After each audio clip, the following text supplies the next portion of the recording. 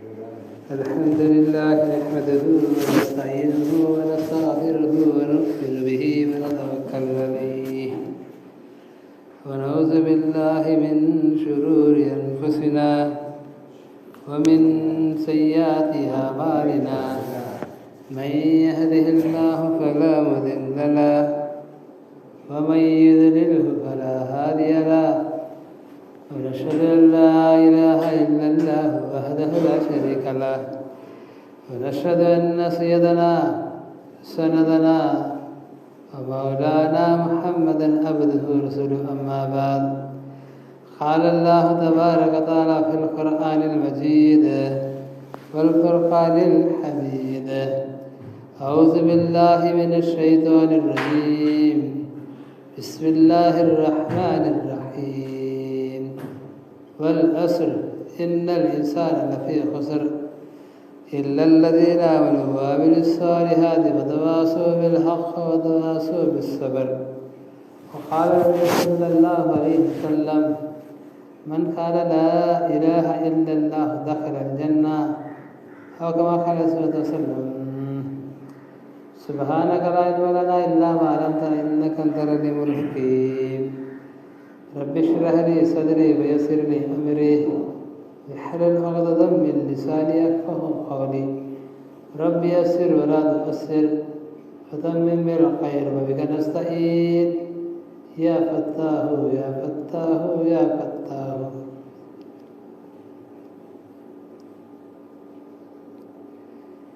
बिस्मिल्लाहिर्रहमानिर्रहीम। मोहतरम भाइयों, बुजुर्गों, दोस्तों, जी साथियों, अल्लाह तबारक व तआला का करोड़ों शुक्र है, इसका एहसान है कि अल्लाह ताला ने हम सबको जुम्मा की नमाज के लिए कबूल फरमा लिया। बहुत बड़े खुश नसीब हैं,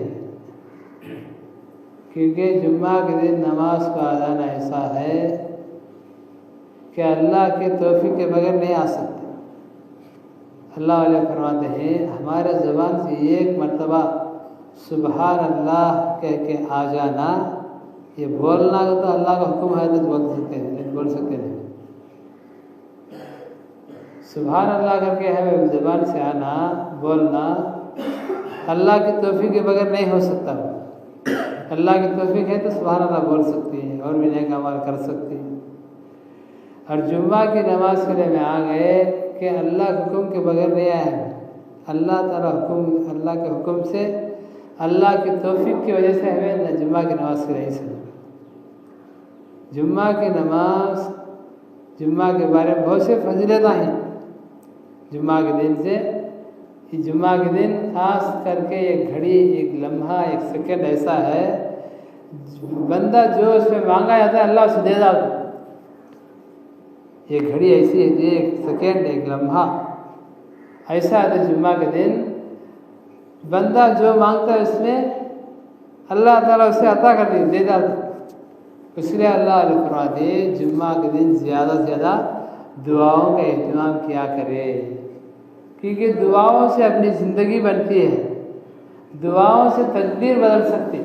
अल्लाह ताला हदीस में आता है, ज़मीन आसमान पैदा होने से पहले 50,000 साल पहले अल्लाह ताला पर मुक़द्दर लिख डाला, तकदीर लिख डाला। अब उसे कौन बदल सकते हैं? लेकिन एक चीज़ ऐसी है, दुआओं की वजह से अल्लाह ताला तकदीर बदला देगा। दुआओं की वजह से अल्लाह ताला से तकदीर को बदला देती। इसलिए अल्लाह फरमाते हैं, जुम्मा के दिन क्या है कि ज़्यादा से ज़्यादा दुआओं में लगे रहो, कि दुआओं की बरकत से अल्लाह राज़ी होते हैं। जो अल्लाह से मांगते हैं अल्लाह उनसे राज़ी होती है। जो अल्लाह से मांगते हैं, अल्लाह से दुआ करते हैं, अल्लाह से मांगते हैं, पूछते हैं, अल्लाह उसे बेहद खुश होती है। उसे जो मांगते उससे अल्लाह खुद खुश होते हैं अल्लाह ताला। जो नहीं मांगते अल्लाह उनसे बेजार होते हैं। अल्लाह के सामने हाथ फैलाएंगे तो दुआ कहलाई जाती है, लोगों के सामने हाथ फैलाए तो भीख कबूल नहीं। अल्लाह के सामने हाथ फैलाए तो दुआ, लोगों के सामने हाथ फैलाए तो भिखारी, भीख मंगू बोलती है। तो अल्लाह फरमाते जुम्मा के दिन दुआ की घड़ी क्या है? एक इमाम साहब खुतबा देने, और दूसरा खुतबा देने के लिए बैठ के 10-15 सेकंड हम बैठती मेंबर के पर, उस वक़्त दुआएं कबूल होती थी। एक और एक हदीस में आता है जुम्मा के दिन असर से लेकर मगरिब तक, जुम्मा के दिन असर नमाज से लेकर मगरिब नमाज तक क्या है ख़ास तौर पर दुआएं कबूल होती थी। जुम्मा के दिन असर से लेकर मगरिब तक, जुम्मा के बाद जुम्मा के असर नमाज के बाद जुम्मा के दिन एक दरूद है अल्लाहुम्मा सल्ली अला मुहम्मदिन नबियुल उम्मी व अला आलिहि वसल्लिम तस्लीमा। असर नमाज के बाद 80 मरतबा दरूद पढ़ेंगे, अल्लाह ताला 80 साल के गुनाह माफ़ कर देंगे। और 80 साल नमाज पढ़ने के बराबर सवाब क्या है हमारे आमन डाल दे। तो दरूद पढ़ने के बाद वहाँ बैठकर जिक्र करते हुए दुआओं में लगे रहेंगे। बहुत से अल्लाह वाले क्या करते हैं, बहुत से अल्लाह वाले असर नमाज को आगे तो इशा नमाज पढ़ लग जाते, क्यों असर से लगा मगरिब दुआ में लग जाती, जिक्र में लग जाती। उसके लिए अल्लाह ताला को ऊंचा मर्तबा देता है, उनके हर चीज़ में अल्लाह मदद कर दी, अल्लाह ताला उनके हर काम अल्लाह ताला बना दी। क्या करना, असर नमाज से लेकर मगरिब तक कितना 1 घंटा ज़्यादा से नहीं, 1 घंटा अल्लाह के लिए दे देंगे हमें। असर नमाज से लेकर मगरिब तक अल्लाह ताला दुआएं कबूल करने के टाइम अपने बारे में, अपने घर वालों के बारे में, अपने बीवी बच्चों के बारे में, अपने माँ बहनों के बारे में, अपने रिश्तेदार के बारे में, अपने बच्चों के बारे में, अपने अड़ोस पड़ोस के बारे में, पूरी दुनिया के मुद्दे मुसलमान के बारे में दुआ में लगे रहेंगे। अल्लाह ताला बेहद खुश है। हदीस में आता है हमें दुआ में बैठे अपने भाई के लिए, अपने रिश्तेदार के लिए, अपने अड़ोस पड़ोस के लिए, अपने मोहल्ले वाले के लिए दुआ करेंगे तो फरिश्ते बोलते कहते ऐ अल्लाह ये इसके लिए नहीं मांगता है, इसके रिश्तेदार के लिए, इसके दोस्तों के लिए, इसके अड़ोस पड़ोस के लिए मांगता है। अल्लाह सबसे पहले इसकी हक में दुआ कबूल कर, बाद में दूसरा के बारे में दुआ कबूल कर बोलते हैं फरिश्ते। क्या करते हैं इस समय, दुआ में बैठे, दुआ में लगे रहे, अपने रिश्तेदार के बारे में, भाई के बारे में, बहन के बारे में, माँ बाप के बारे में, अपने रिश्तेदार के बारे में दुआ करते रहेंगे तो फरिश्ते बोलते हैं अल्लाह ये अपने लिए इसके लिए नहीं मांगता है, ये इसके रिश्तेदारों के लिए मांगता है। अल्लाह इन्हें इसके रिश्तेदारों के बारे में, इसके भाई के बारे में, बहन के बारे में, माँ बाप के बारे में जो मांगता है अल्लाह सबसे पहले इसके लिए कबूल कर, बाद में उनके लिए कबूल कर। तो हमें अपने लिए दुआ कर लेती है, कबूल होती नहीं होती अल्लाह बेहतर जानता। लेकिन दूसरों के बारे में मांगेंगे तो उनसे पहले अल्लाह ताला हमारी दुआ कबूल कराती। मिसाल दौर वो अल्लाह मेरे भाई परेशान में है, उसकी परेशानी को दूर कर अल्लाह दुआ करे तो अल्लाह ताला सबसे पहले हमारी परेशानी दूर कराती। हमारा क्या परेशानी ना है, अल्लाह अच्छा रखे, लेकिन जो परेशानी आने वाली रहती है वो हमें मालूम नहीं था। अल्लाह के बगैर जो परेशानी मुसीबत तकलीफा जो आने वाली रहती है वो हमें मालूम नहीं। हमें दूसरों के लिए दुआ करेंगे तो सबसे पहले अल्लाह हमारी दुआ कबूल कर दो। क्या कहते दुआओं में मुसीबतों का अल्लाह दूर करा दे।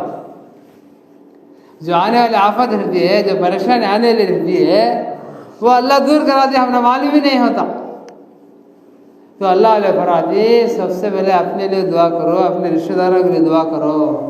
रिश्तेदारों के लिए दुआ करेंगे तो सबसे पहले हमारे हक में दुआ कबूल होती है।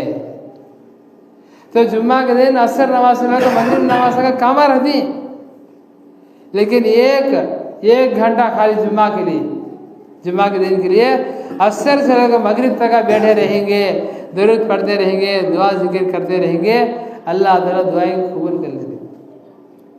3 चीज़ें ऐसे ही अल्लाह ताला उसकी उम्र को बढ़ा दी गए। 3 चीज़ें ऐसे ही अल्लाह उसकी उम्र को बढ़ा दी, उसकी रोजी को अल्लाह बढ़ा दी, अल्लाह ताला उसे सेहत तंदुरुस्ती दे दी, उसकी तकदीर को अल्लाह बदल दी। अब मिसाल दर वो आदमी 10-15 दिन के अंदर मर था। ये 3 चीज़ें इन्हें करने में है तो 10-15 दिन में मरने वाला 10-15 साल जीता है। हदीस की बात मेरी तो हमारी तुम्हारी बात नहीं है, कुरान की बात, हदीस की बात ये। हमारे नबी सल्लल्लाहु अलैहि वसल्लम जो बोले हैं ये बात कभी भी झूठ नहीं हो सकती है।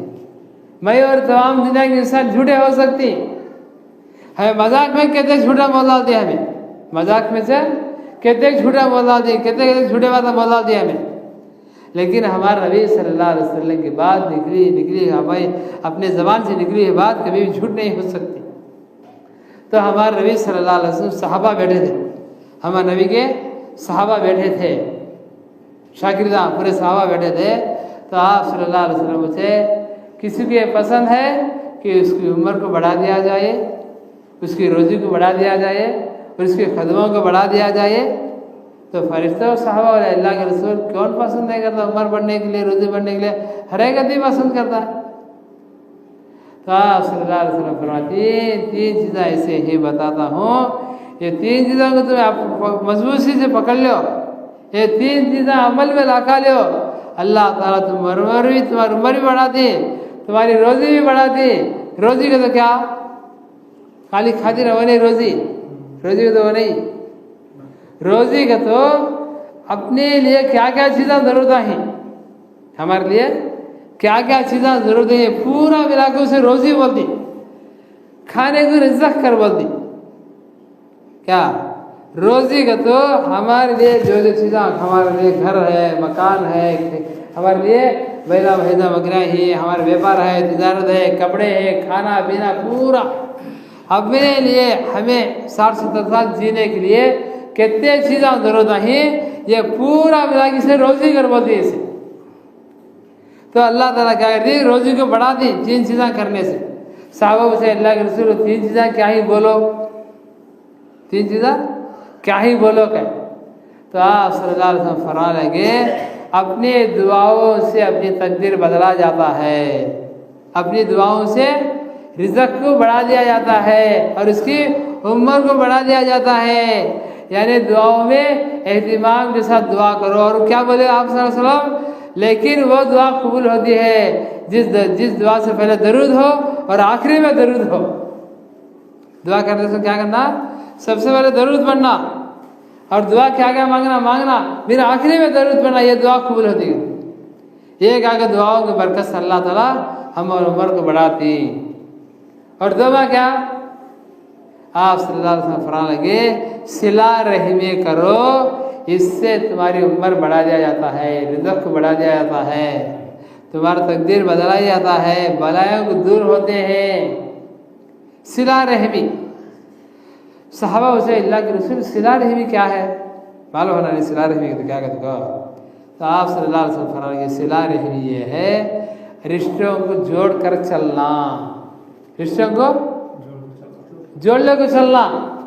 भाई से लड़ ले, साला है तो भाई को बात कर देनी, भान को लड़ ले, साला है तो भान को बात कर देनी, माँ बाप से लड़ ले, साला हो गए माँ बाप से बात कर देनी, बदनसीब बच्चे हो।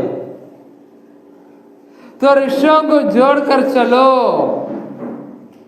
सिला रहमी करो।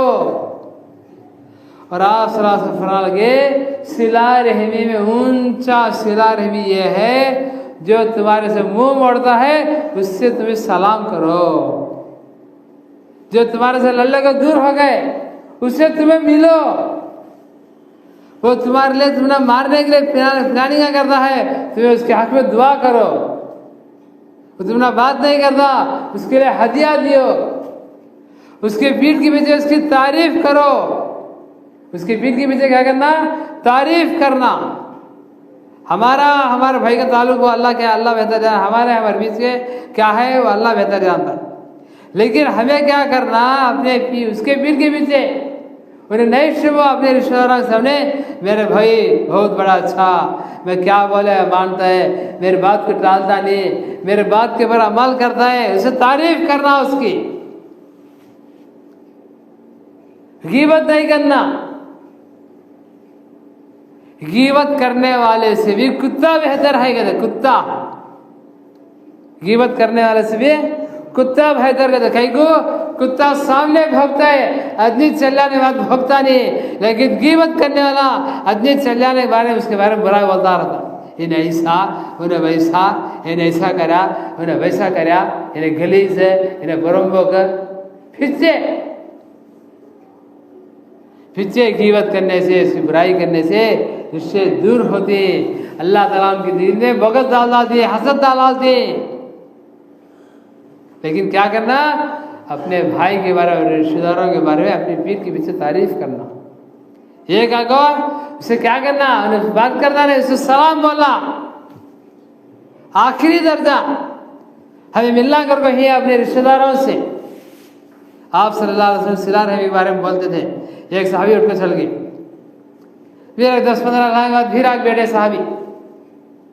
तो बाजू के साहबा बोले क्या भाई, आप सल्लल्लाहु अलैहि वसल्लम बयान कर दिए रिश्ते सिला रहमी के बारे में बोलते, तो क्या उठ कर चल गया ना। तो उन्हें बोलने लगे क्या भी नहीं, मैं मेरे खाला से लड़ था, मेरे खाला से लड़ था, कई दिनों से उसे बात करता नहीं था। अब नबी बोली सिला रहमी करो अगर को, उसके हाथ से पहले गया, मेरे साला को, मेरे खाला को सलाम बोला, माफ़ी चाला, बात कर को आता हूँ, मैं सिला रहमी कर डाला। तो क्या करना हमें, अपने रिश्तेदारों से रिश्तों को जोड़ कर चलना, खता रहमी नहीं करना। सिला रहमी करने वाले के ऊपर अल्लाह की रहमत बरसती रहती है, उन्हें काम भी हो कैसा भी हो। सिला रहमी रिश्तों को जोड़ कर चलता है, अल्लाह ताला उसके ऊपर क्या कहती है, रहमतों को बरसाते रहती है, बरकतों को बरसाते रहती है उसके ऊपर। और आप सल्लल्लाहु अलैहि वसल्लम फरमान लगे, एक शख्स ऐसा है, उससे मिलो न को, उसके साथ चलो न को, उससे ताल्लुकात रखो न को, उससे बात भी करो न को, उसके साथ बैठना भी न को बोले। क्या करना नहीं, उससे मिलना भी नहीं, उसके साथ चलना भी नहीं, उसके साथ बैठना भी नहीं, उसके साथ ताल्लुकात रह दो वो भी रख लो, वो भी रखो गए। आप सल्लल्लाहु अलैहि वसल्लम से अल्लाह के रसूल कौन हो आदमी, आप सल्लल्लाहु अलैहि वसल्लम फरमान लगे, जो खता रहमी करता है उसके ऊपर अल्लाह उसके फरिश्तों की लानत बरसती रहती है। खता रहमी का तो क्या, साहबा से अल्लाह के रसूल खता रहमी का तो क्या, खता रहमी तो यह है कि रिश्तों को तोड़ने को चलना, रिश्तों को तोड़ डालना। भाई है बात कर दानी, बहन है बात कर दानी, माँ बाप भी बात कर देनी, अपने चिच्चा बड़े बड़े अब्बा पूरे आदि सामने ज़्यादा बात कर देना आदमी। क्या उससे बात करना कर को, क्या उसके घर को जाना कर को, क्या मैं उसके सामने सबको चलना कर को, क्या उसकी बात में मानना कर को। आप सल्लल्लाहु अलैहि वसल्लम फरमाते, किसी के सामने झुकने से, किसी से माफ़ी चाहने से, किसी के सामने झुककर चलने से अगर तुम्हारी इज्जत कम हो जाती है तो क़यामत के दिन मेरे पास आओ, अल्लाह से मांगो, तुमने इज्जत दिला दोगे। नबी सल्लल्लाहु अलैहि वसल्लम, किसी के सामने झुकने से इज्जत जाती है, झुक जाओ, मैं तुम्हारा क़यामत के दिन मैं तुम्हारा इज्जत दिला दूंगा। आप सल्लल्लाहु अलैहि वसल्लम, तो क्या करना, पहला रिश्तों को जोड़ लो को चलना, रिश्तों को जमा लो को चलना। लड़ने को साला साला तो बात कर देने। अल्लाह ताला फरमाते फरिश्तों से बोलते दे दोरे लड़ले ही इन्होंने नमाजा पढ़े दे, रोज़ा रखे दे, ज़कात दे, कितने ने क्या करे दे, कबूल करो का एहसास रखो, कबूलियत नहीं है इसके लिए। लेकिन क्या है, जब इन्होंने दोनों मिल को बात कर लेते हैं उस वक़्त से क्या है, इनके अमाल शुरू करो। लड़ले ही नमाज पढ़े कबूल नहीं, रोज़ा रखे कबूल नहीं, सदका खैरात करे कबूल नहीं। जब मिल जाते हैं तो जितने कबूल लेते वो पूरे अल्लाह बाद में कबूल कर लेते, तो बुरे में कबूल कर लेते। हज़रत अलकमा रज़ी अल्लाह अन्हु का एक सहाबी थे, हज़रत अलकमा सहाबी थे, मरने का टाइम था, दुनिया जाने का वक्त था। सहाबा बोलते थे कलमा बोल लो, कलमा बोल लो। हदीस में आता है जिसका पहला बोल ला इलाहा इल्लल्लाह और जिसका आखिरी बोल ला इलाहा इल्लल्लाह, इन्हें जन्नती कहते। यानी मरते वक्त सबसे पहले बच्चा बोलने लगता है, बातें करता है, बात करनी सीखता है बच्चा, तो सबसे पहले से ला इलाहा इल्लल्लाह सिखाओ। और मरता है आदमी मरता है, उस वक्त क्या है, उसके बाजू बैठ कर ला इलाहा इल्लल्लाह हमें बोलते रहो, उसे पढ़ो कर बोलना नहीं। सकरात के हालत में कितनी उसकी तकलीफ क्या अल्लाह बेहतर जानता है, हमें बाजू बैठ कर ला इलाहा इल्लल्लाह बोलते रहना। अल्लाह ताला नेकियां कहते नेकियां कर रहे हैं, अल्लाह से जहन में डाल के उसको कलमा बोलाता है। कलमा बोले, आखिरी बोल, कलमा बोल को दुनिया से रुखसत होगा, इंतकाल होगा, तो उसके लिए क्या है, क्या हिसाब किताब है, डायरेक्ट जन्नत कर। अब मरते वक्त कलमा आता है क्या? आता है क्या भाई? नहीं आता। तो हजरत अलकमा रज़ी दुनिया से जाना था, साहबा कलमा बोलते थे, बाजू बैठ को कलमा बोलते नहीं, कलमा बोलने आता नहीं उनको। तो आप सल्लल्लाहु अलैहि वसल्लम, साहबा भागे, 2 साहबी भागे, अल्लाह के रसूल अलकमा दुनिया से जाने का वक्त है, लेकिन क्या है, कलमा आता नहीं इसकी ज़बान से, क्या करना? आप सल्लल्लाहु अलैहि वसल्लम दौड़ के आए, बोले बेटा कलमा पढ़। या रसूलल्लाह बोलने नहीं होता है, कलमा नहीं आता है। तो आप सल्लल्लाहु अलैहि वसल्लम मुझे, इसके कोई रिश्तेदार है, इसके माँ बाप है? तो सवाल है, हाँ इसकी माँ है। बुलाओ उसकी माँ को जल्दी कर। उनकी माँ को बुला लेकर पूछे, माँ जी क्या अपने बेटे से तुम नाराज हो? या रसूलल्लाह मैं अपने बेटे से नाराज हूँ। तो बोले, ऐ माँ जी माफ़ कर दे, कलमा नहीं आता है। उनकी अम्मा बोले, अल्लाह के रसूल में माफ़ नहीं करते। क्या वजह? अल्लाह के रसूल कभी मुझे बोले दे, काट लो को बात करता है, मेरी बात की इज्जत करता नहीं, उसकी बीवी की बात को ऊपर रखता है, मेरी बात को नीचे रखता है। मेरा दिल बहुत दुखाया है इन्हें, बहुत सताया है बंदे, बहुत क्या है, बुरे बातें बोलता था मुझे, बड़े गालियाँ देता था इन्हें, मुझे लोगों के सामने रुस्वा करता था, मेरे ख्याल करता नहीं था, मेरी निगरानी करता नहीं था, मेरी खिदमत करता नहीं था। अल्लाह के रसूल इन्हें मुझे बहुत दिल दुखाया है, मैं इसे माफ़ कर देने का क्या करना बोलो? आप सल्लल्लाहु अलैहि वसल्लम बोले साहबा का, साहबा लकड़ियाँ लगाओ, यहाँ डालो, आग लगाओ, और ये अलकमा उठा के आग में डाल डालो है। माँ कितनी गुस्से में रहते, बच्चे की तकलीफ दे दी सुनते, माँ लकड़ियाँ लगा के डाले, सिल गए, साहबी उठा के डालने लगे। उनकी माँ बोले, अल्लाह के रसूल नको, मेरे बच्चे मेरे अंखियाँ के सामने तुम अंगार डालो तो देख सकती नहीं, अल्लाह के रसूल मैं देख सकती नहीं। क्या आप सल्लल्लाहु अलैहि वसल्लम, माँ जी अगर तू नाराज़ है, तू माफ़ नहीं करी, तो मरने के बाद डायरेक्ट जहन्नम को जाएगा, जहन्नम में जलना है, जहन्नम में जाकर जलना पड़ेगा, इसीलिए यहीं से शुरू होता है। तो उनकी माँ बोले, अल्लाह के रसूल मैं क्या है, मेरे बेटे को माफ़ कराती हूँ। माफ़ करते ही माँ माफ़ कर डाली, बच्चे के ज़बान से कलमाया ला इलाहा इल्लल्लाह मुहम्मदुर रसूलुल्लाह बोले, इंतकाल हो। आप सल्लल्लाहु अलैहि वसल्लम का जनाजा पढ़े, आप सल्लल्लाहु अलैहि वसल्लम कब्रिस्तान में गए, दफन करे।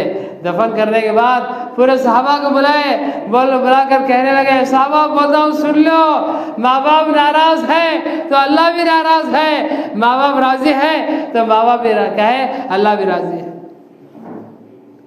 माँ बाप राज़ी है तो अल्लाह भी राज़ी है, अगर माँ बाप नाराज़ है तो अल्लाह भी नाराज़ है।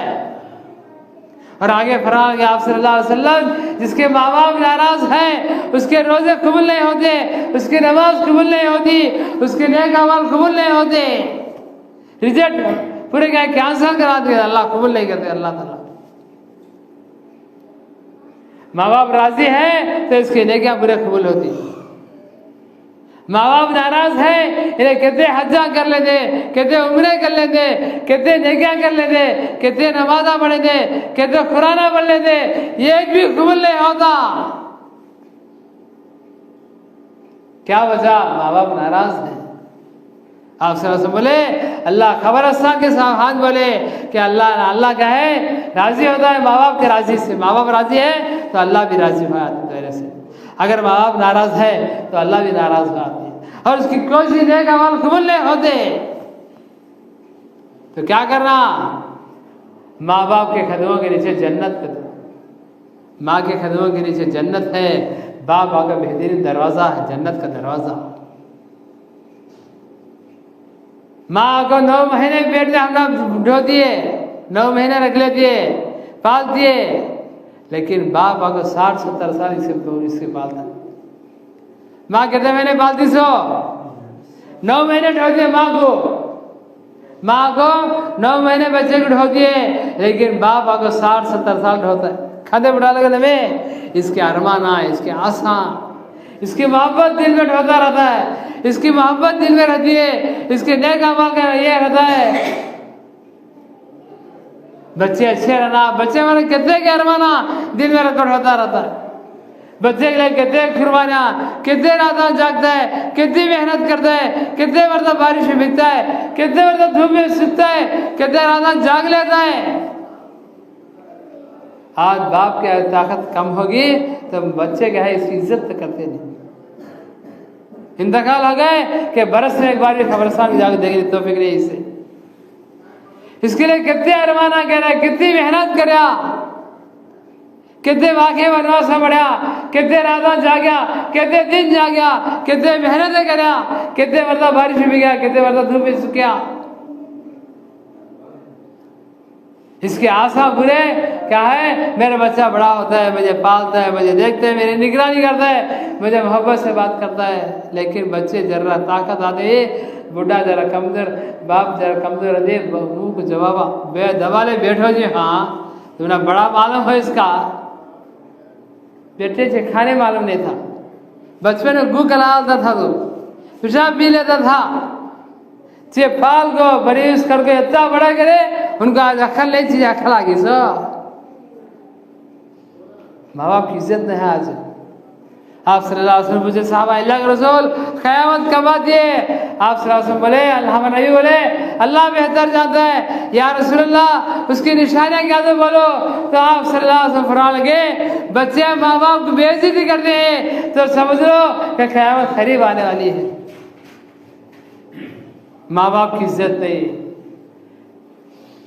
जो के लिए कितनी मेहनत करता है, बच्चे के लिए कितनी मेहनत करता है, इन्हें पाल पोस में कितना मेहनत करके बढ़ाए, आज माँ बाप की इज्जत करता नहीं। इसे ऐसे बच्चे को तो जान कहाँ तो जाना, तो बच्चे देख कर बच्चे देने का मर सकता नहीं, बच्चे देख रहे थे मर सकता नहीं। बेटे तेरे माँ बाप ऐसे वाले देनी चाहिए, तेरे माँ बाप भी तेरा से तरबियत देनी। तेरे माँ बाप कितने रात दूर पेशाब कराते हो, तेरे माँ क्या है रात उठ जाते, मर्द बुला उठती है मर्द जरूर, लेकिन बच्चा उठकर कर रहा जरूरत क्या करे, उठकर बैठा थी माँ। रात किसी नींद है, गाड़ी नींद है, उठ जाते, पहले बच्चे की जरूरत पूरी करती है, दूध दिलाते, पेशाब करा दो, सूखी जगह इसे सुला को, भीगी जगह माँ सोती। आज माँ बाप की खतरना है घरों के अंदर, उसके लिए घरों में आज बरकत है। हजारों कमाते दिखते नहीं, क्या वजह? माँ बाप तेरे से नाराज है, माँ बाप की निगरानी नहीं करते, माँ बाप की देखभाल नहीं करते। उसके लिए क्या है, आज घरों में बेबरकती है, घरों में बरकत है। क्या वजह? माँ बाप नाराज है। तो समझ लो, बात याद रख लो, बात याद रख लो, बात याद रख लो। हमारे से हमारा माँ बाप राजी है तो अल्लाह हमारे से राजी है। हमारे माँ बाप हमारे से नाराज है तो हमारा अल्लाह भी हमारे से नाराज है। हमारा अल्लाह हमारे से नाराज है तो समझो इसकी बर्बादी शुरू होगी। इसकी दुनिया में जिल्लत उठाना पड़ेगा, दुनिया में बर्बाद होना पड़ेगा और हमेशा के जहन्नम में जाना पड़ेगा।